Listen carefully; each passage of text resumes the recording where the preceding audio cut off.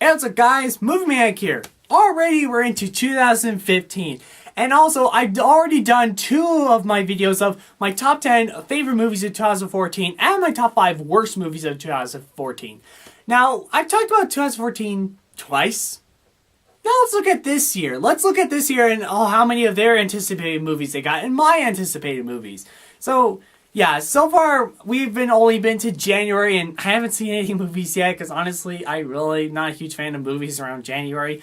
But at the same time though, you know, there's still gonna be some movies out there I'll still be waiting for. So yeah, let's look through all of them. This is my top 10 most anticipated movie of 2015. Now, before I go into the list, I will mention some honorable mentions. That just sounds weird. But yeah, here are my honorable mentions. And there are 2 of them I kind of want to talk about. And here's the first one. Unfriended. Now, the premise of this whole movie is is that there's this guy who hacks into this dead girl's account and then haunts other, like, these teenagers on Skype and they're about to kill each other and something like that. Sounds like a pretty cool premise. Don't screw this up. And if you don't know what I mean by that, go check out my If Horror Movies Are Dying video. Alright, next up. Pixels, Ted 2, Minions, Fantastic Four, Terminator Genesis, Pitch Perfect 2, Mockingjay Part 2, Jupiter's Ascending, Spectre, and Ant-Man. Okay, so I want to talk about Ant-Man a little bit. Because some of you guys are going to be thinking, what? You didn't put Ant-Man as up in your top 10? Why? Well, I'm a little bit worried for this movie. I mean, like, this movie was originally going to be directed by Edgar Wright, which Edgar Wright is an amazing director. Like, you know, he did Shaun of the Dead, Hot Fuzz, At World's End, Scott Pilgrim vs. the World. He's awesome. But, you know, I was really excited for his Ant-Man, but then when he left the project and he was being replaced by the guy who did The Breakup and Yes Man, which those weren't really that great movies, I started to become a little bit worried for this movie. So, I mean, I'm hoping it's good. I'm hoping, because it's another Marvel movie. So, I mean, maybe it's going to be like Guardians. Like, so, you know, I'm a little bit worried, but then at the same time, though, maybe when it comes out, I'll like it. I don't know. Hopefully, it'll be good. Alright, now let's get into my top 10. Alright, number 10, Mad Max Fury Road. Now, I'll be a little bit honest, I've never seen any of the Mad Max movies. Actually, in fact, before I made this video, just recently, I recently got Mad Max The Road Warrior on Blu-ray, which I will watch it. And to make a special treat, I will watch this movie and review it for you guys. So I guess that kind of gives you a clue what's my next review. Anyways, so I've never seen the Mad Max movies, but I did see the trailer for Mad Max Fury Road. And let's just say, in my perspective mind, I've never seen any of the Mad Max, and, well, of course I've never seen it, but I've never heard of it. When I watched this trailer, holy freaking crap, this is probably the coolest thing I've ever seen all day. The trailer is so awesome. I mean, mostly like the cinematography is so good, and especially with the car chasing and everything, and the color palettes, how it keeps changing to blue and orange and red and black. It's really cool. And then, you know, this sort of apocalypse looks really cool. Like, we always usually get like cancer or disease, zombies, apocalypse. This time we get like a desert apocalypse where the earth is running out of water and everything, and all they got is oil and gas for their cars. And this movie looks intense and looks awesome. And the casting is pretty interesting though too. Like, Nicholas Hunt is giving the movie, Charlize Theron, and Tom Hardy as Mad Max himself, and I just think that's really cool. So yeah, this movie looks really good. My only concern is that with these kind of movies, with the 4th entry of a trilogy from the 80s, and it takes like 30 years for them to make a sequel, usually they're not as good. I mean, sometimes they could be exceptionally good, like King of Crystal Skull, but say like Die Hard 4, that was kind of a little disappointing. I actually kind of didn't like Die Hard 4 as much. Let's hope that Mad Max Fury Road doesn't end up like that. But it looks exciting though. Number 9, Pan. Now, I know, you chose Pan over Spectre and Ant-Man. Well, yeah, I mean, the trailer was really good. Well, I mean, I do have some problems with it. Like, for example, I'm not really excited for the guy who's playing as Captain Hook. I think he's a little miscasted. And then Rooney Mara as Tiger Lily. Okay, two things. One, Tiger Lily is white. Second, Rooney Mara is a good actress, but I don't see her as Tiger Lily. And why can't you just get a Native American actress to play as Tiger Lily? I mean, at least Disney's Peter Pan at least got it right in a racist way, but still. But, you know, the trailer looks really good. Because you know how I said with the Mad Max how it looks like it had good cinematography and good palettes and good effects? That's kind of how I feel like with Pan. Pan looks really good. Looks really good. Like, visually really good. And I'm hoping that it's not one of those retellings of a classic story from the Disney movies. I mean, this movie isn't going to be made by Disney. But if this movie's going to be, like, Maleficent, like, the trailer looks good, but if the movie comes out, it sucks. I'm really hoping for this one it doesn't. I mean, for the new Cinderella movie, it already looks like it's gonna suck because we've already heard Cinderella like about 1,000,000 times. But with Pan, this is an origin story, so don't screw this one up. Especially, well, another thing I'm a little bit not excited for this one either is the director, Joe Wright, which he directed such film as Pride and Prejudice, which I haven't seen that, and that movie. Not really a huge fan of those kind of movies. I don't know. Let's just hope it's good. Number 8, The Hateful Eight. You see what I did there? The Hateful Eight is up on my number 8. I could think of worse jokes than that to torture you guys. Anyways, so The Hateful Eight. Now, I'm a huge fan of Quentin Tarantino. Quentin Tarantino is up there like one of the best directors out there in Hollywood. Like, he makes so many good movies with good dialogue and good stories and good action scenes like Pulp Fiction, Reservoir Dogs, and Django Unchained, Glorious Bastards. He's a good director, and I'm really excited for what he's going to do for The Hateful Eight. Now, I'll be very honest, I don't know anything about this movie except for this one news that I heard that the script got leaked. And then Quentin Tarantino all of a sudden said, you know what? I'll just make it into a movie. Yeah, not much to say about this one, but hey, it's a Quentin Tarantino movie. Why else not be excited for it? Number 7, Inside Out. Now, I know there's another Pixar movie coming out this year called The Good Dinosaur, which, I'll be honest, I've never heard of it before. And I guess I could say it's an honorable mention because it's another Pixar movie, but I never heard of Good Dinosaur before. But Inside Out looks really good. Like, the trailer's really awesome. I mean, there's 2 of them out, but there's this one specific one where you actually get to see the little girl's mind, and then you see all these emotions as characters, which I think that's really cool. Like, there's joy, there's anger, there's sadness, there's disgust, and fear. Like, I think that's really cool how they have those emotions as characters, and it's just kind of cool. This movie is also being directed by the same guys who did Up, which I adore. Up is like one of the, up there my favorite Pixar movies. Like, I always keep juggling with my favorite Pixar movie between Up and Finding Nemo.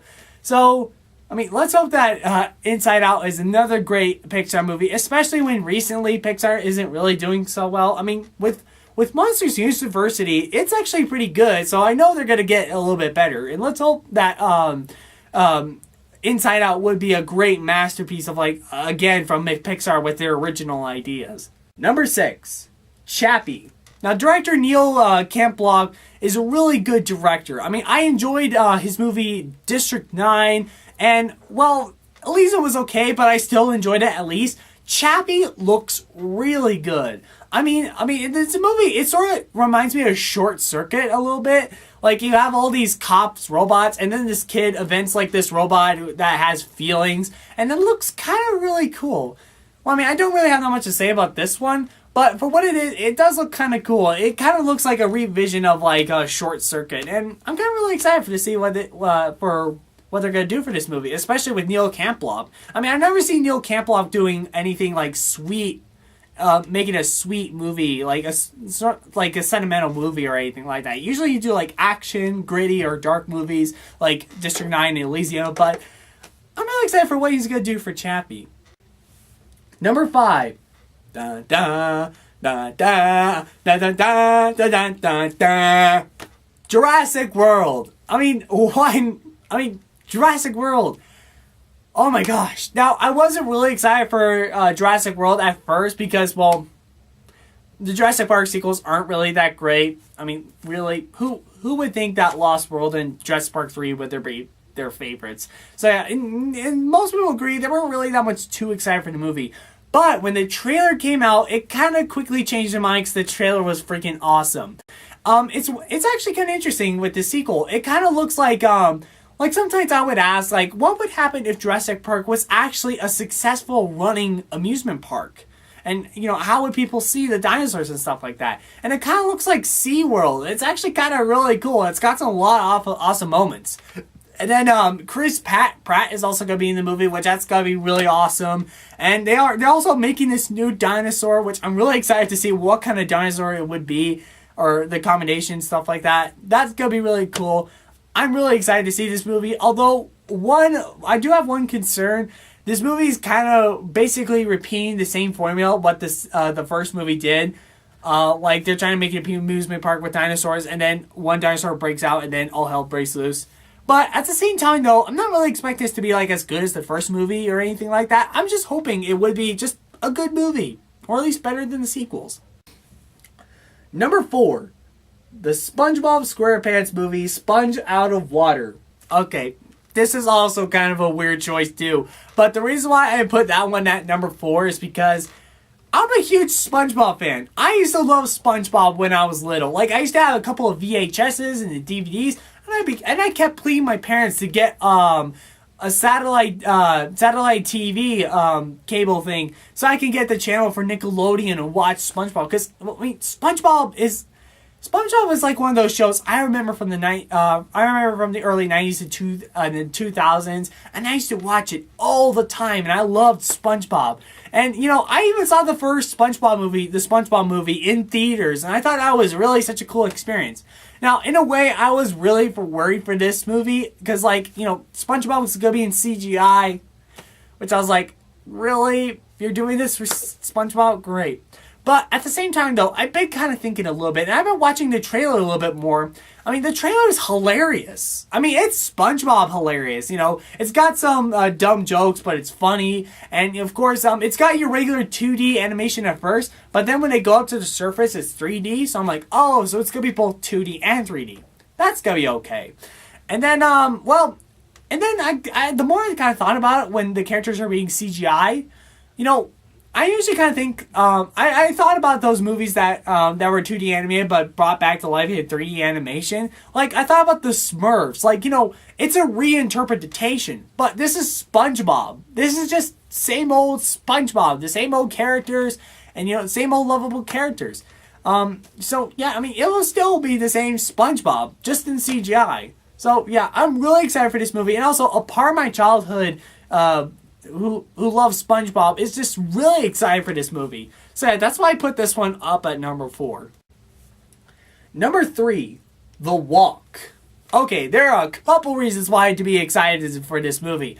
One, Robert Zemeckis is directing this movie. Robert Zemeckis is a director is an amazing director. He did Back to the Future and Roger Rabbit and a couple more. Oh yeah, and Forrest Gump, Fly. He's a good director, and I'm really excited for what he's going to do for this movie. Second, Joseph Levitt Gordon. Is it the other way around? Or I don't know. That guy is going to be in this movie. He's a great actor. And then the number 3, the premise and just the idea sounds really good. I mean, from the trailer, it looks like there's this guy who's about to walk across the Twin Towers, which I think it was based on a true story. But another reason why me and you should be excited for this movie is that this will be a thrilling IMAX experience. Like, you know, just imagine. Like, you know how Gravity, you know, it kept winning awards because it's one of those awesome movie theaters experiences that you just cannot simply watch it at home without watching it in theaters? Well, pretty much I feel like that's what this movie's going to be like. Because, you know, Joseph Everett Gordon is going to be, like, walking across the Empire State Building with just a board. So he's just kind of like, oh, you know, and it'll get really intense. And I don't know, it just sounds really cool. I'm really excited for this idea. So, yeah, I'm really excited for The Walk. Number 2. Avengers Age of Ultron. who would not be excited for Avengers 2? I mean, just seriously. Because, you know why I'm really excited for this movie? It's because of Ultron.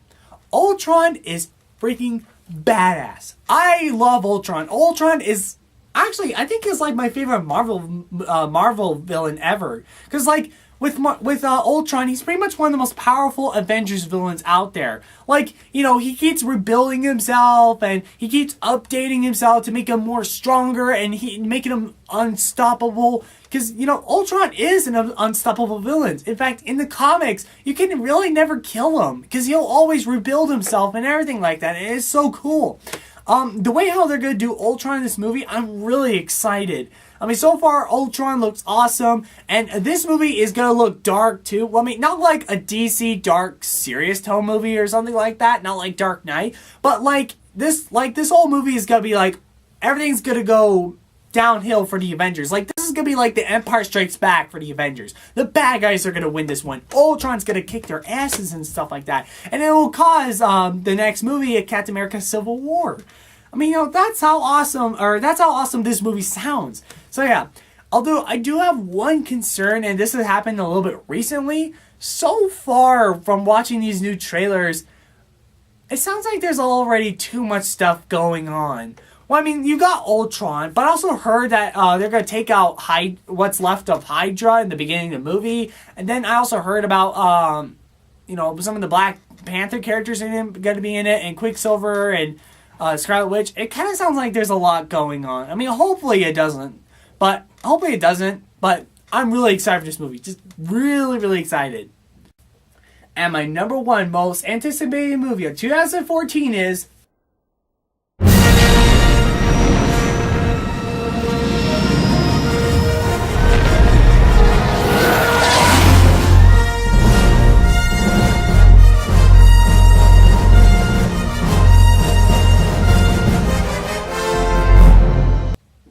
Why not? I mean, I can't think of anybody right now who wouldn't put Star Wars Episode 7 as as the number one favorite movie of the year.